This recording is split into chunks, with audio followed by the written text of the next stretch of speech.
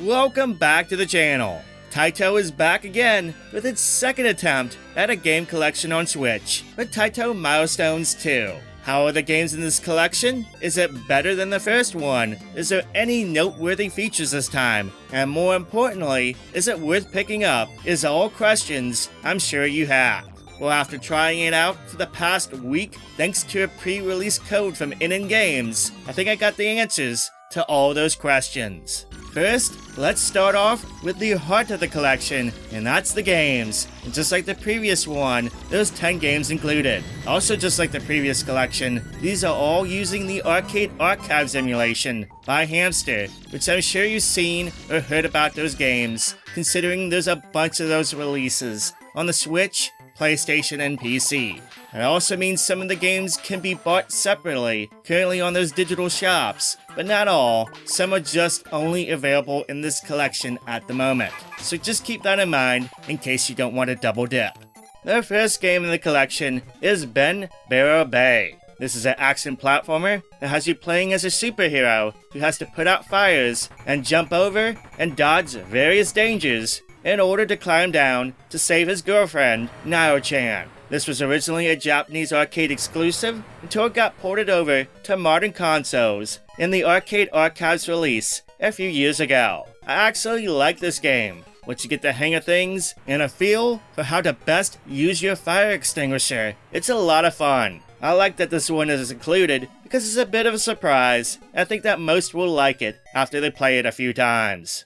The next game included is The Legend of Kage, one of Taito's more well-known arcade games. Albeit, I think most people played the NES version far more than the arcade one. This is an action platformer 2, where you are a ninja armed with 2 attacks, a long-range attack and a sword for close-range attacks. In each stage, you have to find a level exit, which for most is either navigating to the left or racing to the top while taking out enemies, with the exception of the boss stage, where you need to defeat the boss, of course. Kage is pretty acrobatic too. He can hang off trees and jump super high. It's a pretty fun action game, and it was one that stood out compared to most action platformers at the time, so I'm glad this one was included.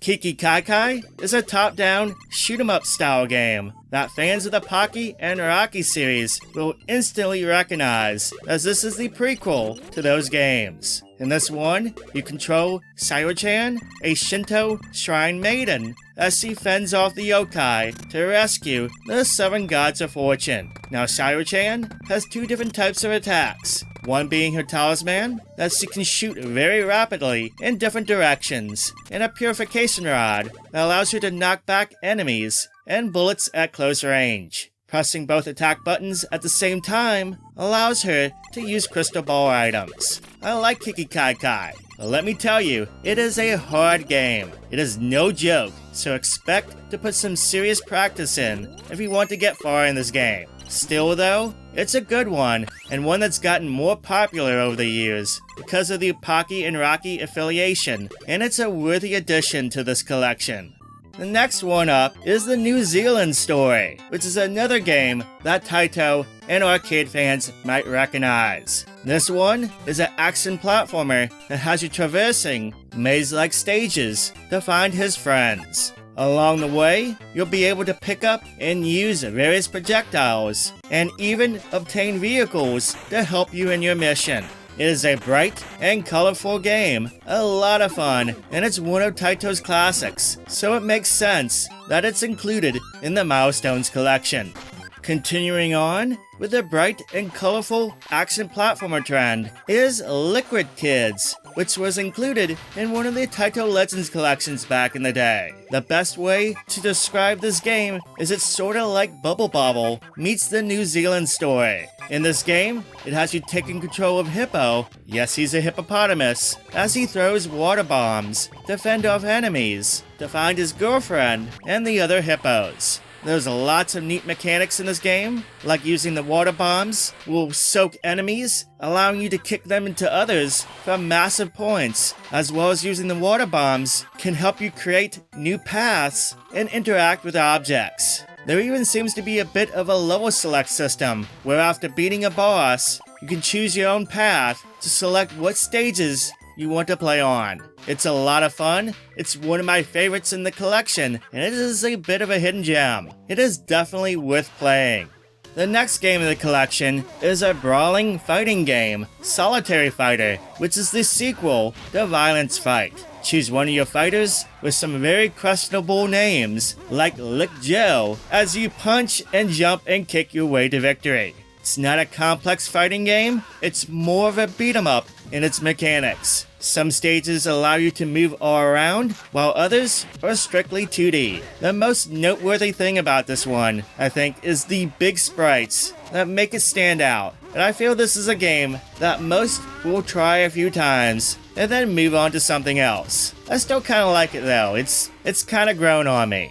The other fighting game in the collection is Dinorex. This one is noteworthy as it's never received a home release in the States before. This one has you choosing one of the dinosaurs as you take on other dinosaurs in combat. It does have a pretty limited control scheme. There's just 2 attack buttons to use. There is some limited commands for special attacks, but the gameplay is very simplified. I just cannot stress it enough with this one. While it is cool that this game finally got a release here in the US, this game, frankly, is not that fun to play. It's pretty frustrating with its simple scheme, and I've found matches just go on way too long to even reach completion. It's a shame. This one is a dud, and it's probably the worst game in the collection. The final 3 games in the collection are shoot 'em ups. Gun Frontier is a vertical shoot 'em up where you take control of a revolver-shaped plane and shoot similar gun-shaped planes and vehicles. In addition to the regular shot that can be powered up, there's a bomb mechanic that can be activated at different strengths depending on how many gold bars you've picked up. At max strength, it deals screen-clearing damage, while at lower levels, it can seem like a whimper. Now, out of all the shoot 'em ups on this collection, this one is by far the weakest. As someone who's played a lot of shoot 'em ups, I can say that this one is hard in a very unfriendly way, as the bullets are pretty hard to decipher against the often brown and dark backgrounds. When you can't see what is what with so much that the game throws at you, it's going to lead to some frustration. That, and honestly, the game isn't too much fun to play to keep you wanting to come back. It's a pretty lackluster shoot 'em up, especially compared to Taito's other shoot 'em ups. I don't understand why they chose to include this one when they got much better games in their catalog. The next shoot 'em up is Metal Black, a horizontal shoot 'em up. This one is a semi-sequel to Gun Frontier. In this game you have 2 attacks, a regular shot attack as well as a laser attack. The shot attack can be held down for rapid fire, though the longer you hold it, the less rapid the fire will be. So you quickly learn to kind of pump the shot button to keep the maximum firepower. The laser shot can be powered up through molecules that you pick up. The more you pick up, the longer and bigger the laser attack will be, so there's definitely some strategy to when to use the attack. I like this one. It's got some nice sprite work, some big bosses to take on. It's a good one, and far better than the previous game. The last game, Darius II, is probably the biggest highlight of the whole bunch. The version included here is the rare 3-screen version, which has never been on home consoles before. This one plays similar to other Darius titles, though the power-up system has been simplified from the first game. There's big bosses to face, including mini-bosses, and of course you can choose your own path after each stage completion. The 3-screen depth really helps the shooter to stand out, as there's a lot of real estate to take in, and it just makes this game feel bigger compared to other shooters. It's a lot of fun, like other Darius games, but make no mistake, this shooter is tough. It's very tough. But even still, it's one I feel that most shoot 'em up fans will keep coming back to give it another go, because it's just such an experience. It's a nice treat to have this in this collection. Now, like I said before, these are the Arcade Archive versions, so similar options are included here. There's a way to customize the controls and difficulty for each game, plus there's visual options, though admittedly, it's a bit bare bones and inconsistent across the games. Some allow you to fine-tune a bit, while others seem to be very generic filter settings. You can rotate the screen for games if you wish, and you can turn off the wallpaper too. There is no rewind or traditional save states here, except for an option to create an interrupt save data that allows you to save a place in a game that you can come back to if you relaunch the game. There is online rankings for high scores, and there is a digital manual that can be accessed in each game's option menu to not only guide you about the controls, but give you some light tips on how to play. Beyond that, there's nothing too spectacular here. So, is the collection better?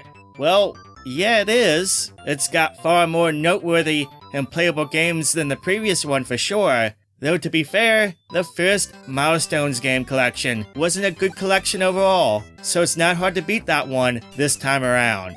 That all said, it is still not an easy recommend because there's a $39.99 price tag attached to this collection, both physically and digitally. For that price, there's just 10 arcade games included, like the previous one. If you love all these games, you might have value here, but when compared to other collections on the platform, the price tag is high for what is offered. I feel it doesn't have enough games to warrant that price, even with more winners on this one compared to the previous collection, and I definitely do like some of these inclusions. There's just some games that are duds, namely Dinorex and Gun Frontier. Also, some games in the collection might not have their fans too. So yeah, when you have a collection this small, it can make it less enticing, especially if the consumer doesn't like the majority of the games included.